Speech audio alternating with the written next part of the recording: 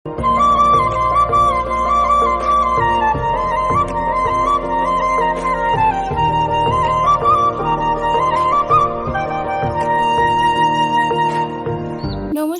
আমার প্রিয় বন্ধুরা, আশা করছি তোমরা যে যেখান থেকে আমার এই ব্লগটি দেখছো সবাই খুব ভালো আছো, সুস্থ আছো। আর আমিও তোমাদের সকলের ভালোবাসাতে বেশ ভালো আছি। আমি সাথী, আমার ছোট্ট চ্যানেলে সকল বন্ধুদেরকে অনেক অনেক স্বাগত আর আমার বুক ভরা ভালোবাসা জানিয়ে আজকে নতুন আরও একটি ব্লগ শুরু করলাম। তো বন্ধুরা, প্রত্যেক দিনের মতনই আজকের ব্লগটি তোমাদের খুব ভালো লাগবে, তোমরা স্কিপ না করে দেখতে থাকো। এখন বাজে সকাল 6:30। ঘুম থেকে উঠেছি তো বেশ কিছুক্ষণ হলো। উঠে স্নান সেরে ব্রেকফাস্ট বানিয়ে ছেলে মেয়েদেরকে টিফিন প্যাক করে দিয়েছি। দুই ভাই বোন দেখো স্কুলে যাওয়ার জন্য বেরিয়ে পড়েছে। বরেরও তো অফিসে যে টাইম হয়ে গেছে, উনি চান করছে। তাই আমি বললাম তুমি চান করে রেডি হতে থাকো, ততক্ষণ তোমার ব্রেকফাস্ট আমি রেডি করে এনে দিচ্ছি। তো এখানে নগরপালিকার গাড়ি এসেছিল, এক ছুট্টে এসে নোংরার পলিথিনটা ফেলে দিলাম। ভেবেছিলাম আমিও চা খাবো, ওই জন্য একটু বেশি দুধ দিয়ে চা বানাতে দিয়েছিলাম, যে 2 কাপ মতন হবে। কিন্তু নোংরার পলিথিনটা ফেলতে গিয়ে এসে দেখি 1 কাপ চা হয়ে আর একটুখানি আছে, মানে টেনে গেছে। যাই হোক, পরে যদি আমার খেতে ইচ্ছা করে তাহলে আবার বানিয়ে নেব। বর সকালবেলা ঘুম থেকে উঠে বলছে আমার ভালো লাগছে না, শরীর অসুস্থ লাগছে। তো আমি ওনাকে বললাম শরীর যখন ভালো নয় তোমাকে আজকে অফিসে যেতে হবে না। তো তোমরা তো দেখেই বুঝতে পারছো আমার বরের মন মরা। আসলে না, ওনার যদি ভালো না লাগে ওরকম চুপচাপ বসে থাকে। তো উনি বলছে যদি অফিসে না যায় তাহলে অফিস থেকে বারবার ফোন আসতে থাকবে, আমি তো রেস্ট করতে পারবো না, তার থেকে আমি অফিসেই যাই। যদি খুব খারাপ লাগে তাহলে আমি বাড়িতে চলে আসবো। আমার বর এরকমই একজন মানুষ, কোনো সময় চুপচাপ থাকে না, আমার সঙ্গে হাসি ঠাট্টা করতেই থাকে। আর আমার কখনো যদি মন খারাপ থাকে তাহলে আমাকে কি করে হাসাবে সেই চেষ্টাটাই করতে থাকে। আর আজকে দেখেছো নিজেই চুপচাপ হয়ে রয়েছে। আমাদের মতন গরিব লোকেদের এরকমই অবস্থা হয়। একদিন যদি কাজে কর্মে না যায় তাহলে ওই যে না খেয়ে থাকতে হবে, সে চিন্তা ভাবনা করে শরীর খারাপ থাকলেও কাজে যেতে হয়। কদিন ধরে ভাবছিলাম রান্নাঘরটাকে সুন্দর করে ডিপ ক্লিন করব। মাঝে মধ্যে তো করা হয় কিন্তু তাতে সম্পূর্ণভাবে করতে পারি না। ওই যে বিভিন্ন রকমের কাজ থাকে, একটা জিনিস নিয়ে যদি লেগে থাকি তাহলে দেখা গেল অন্য কাজটা পড়ে রয়েছে। ওই জন্য আজকে ফ্রিজ তারপরে যা যা আছে রান্নাঘরে সব কিছু সুন্দর করে ঘষে মেজে পরিষ্কার করব। রান্নাঘরে রান্না বান্না করতে গেলে যেই বাষ্প ওঠে না, মানে বাষ্প ওঠে, ওই জন্য ফ্রিজটা একেবারে চিটপিটা হয়ে গেছে। কতই মেজে ঘষে রাখি, এখন মেজে রাখবো তো 1-2 দিন পরে দেখা গেলো আবার যাতা হয়ে গেছে। ফুলের টবগুলো বেশি নোংরা হয়নি, তবুও ভাবলাম সবকিছু যখন পরিষ্কার করছি এগুলো কেন আর বাদ যাবে। তো ঘষে মেজে পরিষ্কার করার পর দেখো কি সুন্দর চকচকে হয়ে গেছে। এখন রোদে রেখে দিলাম, শুকিয়ে গেলে তারপর সাজিয়ে গুছিয়ে রাখা যাবে। আমার তো সকালের বাসি কাজকর্ম কোনো কিছুই হয়নি। ঘরে ঝাড়ু লাগিয়েছি, বিছানা তুলেছি, আর এখন আমি সবার প্রথমে রান্নাঘরের পেছনে লাগলাম। কেন বলো তো? আগে যদি বড় কাজটা করা হয়ে যায় না, তাহলে ছোট কাজগুলো টুকটুক করে কখন করা হয়ে যায় সেটা বোঝাই যায় না। তো আমার রান্নাঘর মোটামুটি ধুয়ে মুছে পরিষ্কার করা হয়ে গেছে। এখন বাসনগুলো মেজে নিচ্ছি। এই বাসনগুলো সকালে, রাতে যে বাসনগুলো ছিল খাওয়া দাওয়ার পর বর সেগুলো আর কি ধুয়ে দিয়েছিল। কাজকর্ম না করে যদি শুয়ে বসে থাকা হয় তাহলে মনের মধ্যে বিভিন্ন ধরনের চিন্তা ভাবনা আসে। আর আমি এমনই একজন মানুষ, বাড়িতে যদি কোনো কাজকর্ম থাকে যতক্ষণ না করি একদমই ভালো লাগে না। বর কাল রাতের বেলাতে আম এনেছিল, আম ধুয়ে ঝুড়িতে রেখে দিয়েছিলাম জল ঝরাতে, ফ্রিজের মধ্যে রেখে দিলাম। তারপরে দুধ এনেছিলাম, দুধও রেখে দিয়েছি। আর এখন দেখো পরিষ্কার করার পর রান্নাঘরটা কত চেঞ্জ হয়ে গেছে। কয়েকদিন ধরে ভাবছিলাম একটু বডি লোশন কিনতে হবে, বর হঠাৎ করে দেখি রাতের বেলাতে নিয়ে এসেছে।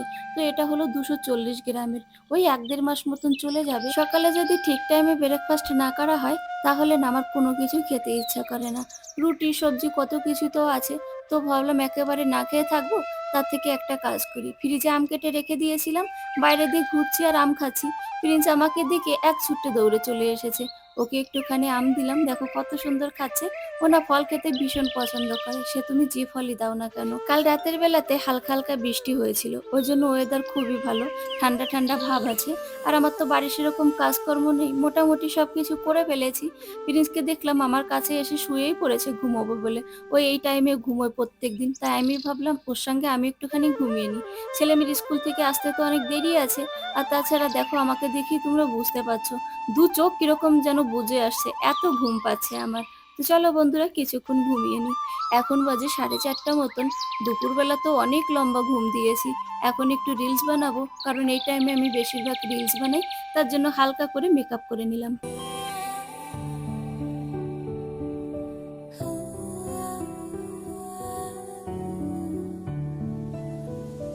मेरे तुम्हारे ख्वाब वो सारे देखे थे जो सच होंगे नहीं, होंगे जुदा ना। तुमने कहा था आएगा पर ये सोचा नहीं, ये भी कहा था तुमने मुझे मैं भूल न বাড়িতে বেশ মোটামুটি অনেক ধরনের তরকারি আছে, তবু বর দেখলাম অফিস থেকে আসার সময় 4-5 রকমের তরকারি নিয়ে এসেছে। বেগুন, করলা, লাউ, ভেন্ডি আর হলো লঙ্কা। আর প্রিন্স দেখো আমার কাছে এসে দাঁড়িয়ে রয়েছে। পাপা বাড়িতে এসেছে না, ওই জন্য আর কি দেখতে এসেছে কি কি নিয়ে এলো। প্রত্যেকদিন অফিস থেকে এলে ওনার গায়ে এরকম লাফিয়ে ঝাঁপিয়ে উঠবে, আর হাতে যদি কোনো ব্যাগ থাকে তাহলে মুখ ঢুকিয়ে দিয়ে দেখে যে পাপা এর মধ্যে কি এনেছে। আমাদের দিল্লিতে তরিতরকারির এখন ভীষণ দাম বেড়েছে, কোনো কিছুতে হাত লাগানো যাচ্ছে না, সে আকাশ ছোঁয়া দাম। 100 গ্রাম কাঁচা লঙ্কার দাম 50 টাকা। বুঝতে পারছো তাহলে কি করে খাবে সাধারণ মানুষরা? তবে আমার কি মনে হয় জানো তো, খাওয়ার জিনিস যতই দাম বাড়ুক খেতে তো হবেই, না খেয়ে তো থাকা যাবে না। আর আমার কথা হলো, যেটা খেতে ইচ্ছা করবে খেতে হবে, আর যেটা পড়তে ইচ্ছা করবে সেটা পড়তে হবে। বাস্তব জীবনে আমাদের এক একজনের এক এক রকমের ইচ্ছা থাকে, তাই না বলো? তবে কিছু কিছু ইচ্ছা যে পূর্ণ হবে সেরকমও কোনো কথা নেই। তবে কি জানো তো, কিছু কিছু ইচ্ছা, কিছু কিছু চাওয়া পাওয়াটা অপূর্ণ রাখতে হয়, তবে জীবনের মানে বোঝা যায়। যদি চাইতে সবকিছু পাওয়া যায় তাহলে জীবনের মূল্যটাই বোঝা যায় না। তো দেখো, তোমাদের সঙ্গে কথা বলতে বলতে রান্নাটাও আমি বসিয়ে দিয়েছি। এক পাশে ভাত হচ্ছে আর এখন আমি মাছ ভেজে নিচ্ছি। এই মাছগুলো হলো বেশ অনেক দিনের হয়ে গেছে। প্রথম যে 4.5 কিলো ওজনের কাতলা মাছটা এনেছিলাম সেখান থেকে এগুলো ছিল, তাই ভাবলাম এগুলোকে আজকে রান্না করে ফেলি।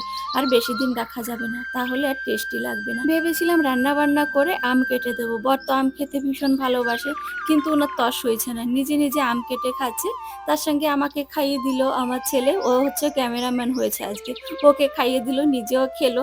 তো আমার রান্না বান্নার বেশি বাকি নেই, অল্প একটুখানি বাকি আছে। ভীষণ গরম লাগছে, শাড়ি পরে আছি তো ওই জন্য। বরকে বললাম আমি চান দান করতে থাকি, ততক্ষণ বাদ বাকি রান্নাটা তুমি কমপ্লিট করে নাও। আমার বরের অবস্থা দেখো, দেখেই তো আমার ভীষণ হাসি পাচ্ছে।